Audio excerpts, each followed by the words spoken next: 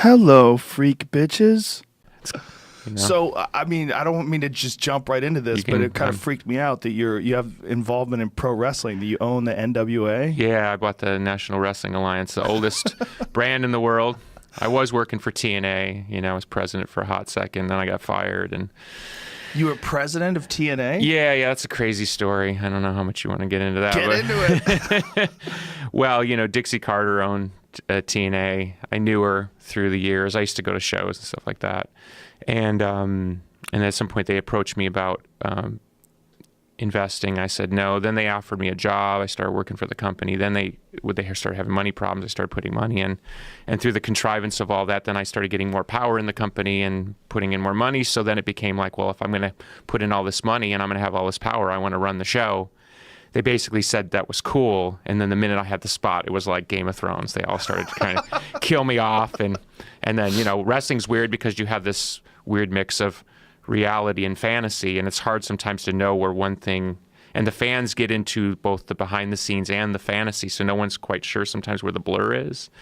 And it got pretty crazy for a while. There's a lawsuit. A real lawsuit? Yeah, no, I sued. I sued, and this is a quick funny thing. People continually write that I lost the lawsuit. I never lost the lawsuit. I lost one of the motions, which led to then me negotiating, and we settled out of court. But the judge, the contract that they signed that would have allowed me to take over the company under the motion that I had filed, the judge basically dismissed my motion because the contract they had signed with me was illegal under Tennessee law, even though a Tennessee lawyer had negotiated on the company's behalf and signed it.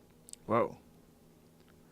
That sounds like some double-cross wrestling type stuff. Yeah. So it'd be like if you did a contract with me and then I sued you, and then the judge says, well, even though Joe had a California lawyer sign, it's illegal under California law, so therefore the contract's meaningless. It was bizarre. How does one go from Smashing Pumpkins to pro wrestling and then go so deep that you're like an owner? Yeah, no, it's pretty wild. Unexpected for a lot of people, right? Yeah, no, I get that a lot. And I've learned, I've actually learned over time it's just best to keep the world separate because the music fans don't want to hear anything about the wrestling thing. I mean, they just don't want to. They get that I'm a bit goofy, but they just don't want to hear about the wrestling thing. They ask the worlds to be kept separate. Did they ever get mad at you? Oh yeah. Oh yeah. Because I could imagine. And you can appreciate it. It kills the gimmick. Yes. They want me to be this goth vampire guy or whatever, Right. and then it's like, and then there's pro wrestling. It just totally kills the gimmick. It's really funny though. I think it's awesome. Yeah. I love when people just get into what they like.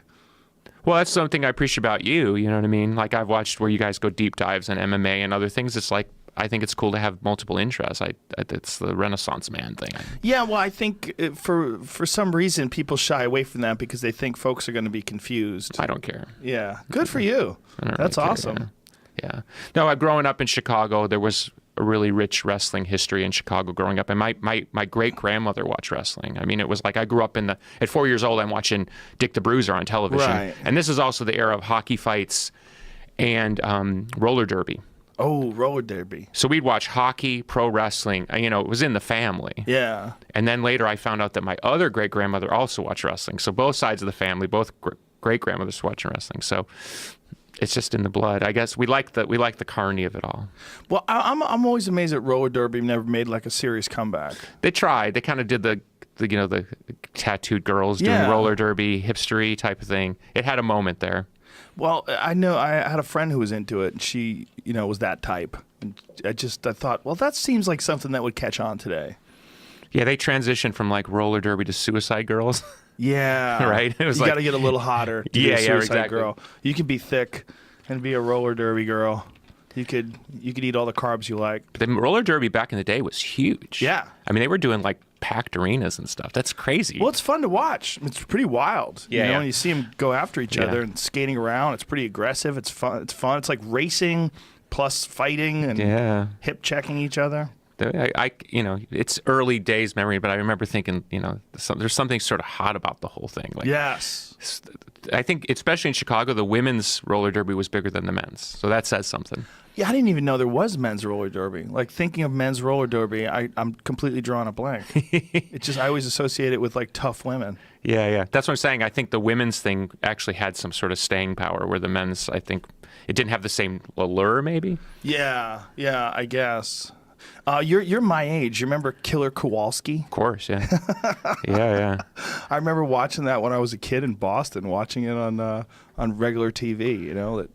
No, those guys were great. I mean, it's a golden age. It's like anything, you can go back and sort of romanticize it. And I think that's part of what we're trying to do. That's the cool thing about the NWO is we actually possess that history. Mm-hmm. And so our job is to sort of update it, you know, to bring that tough guy thing back into the modern world in a way that sort of doesn't insult the audience's intelligence.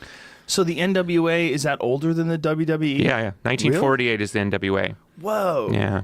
And the cool thing about the NWA's history was you had all these rival promoters, including the McMahons in the Northeast, that eventually sort of formed a kind of ad hoc association to create a better business. In essence, get everybody on the same page. And what they would do is they named one champ, and the champ would rotate through the different territories, come in and take on whoever was the local guy. They'd build up the local guy, and then a guy like Ric Flair would come in and beat the local guy. And it would always be like a bit of a scrum, and then he'd come back for a second, there would be a cage match, and then Ric Flair would move on to the next territory. And that's how those guys rotated around, and then everybody made more money. Wow. And then the government got involved at different points because there was collusion. There you go. There's Ric Flair with our belt, actually. I follow him on Instagram. Yeah. Yeah, I mean, Rick and Dusty Rhodes are you know, probably the two most prominent champs that the NWA had. So just to be the owner of that history is like so humbling for me as a fan. It's like, wow. That is so cool. Yeah, that's pretty wild, actually.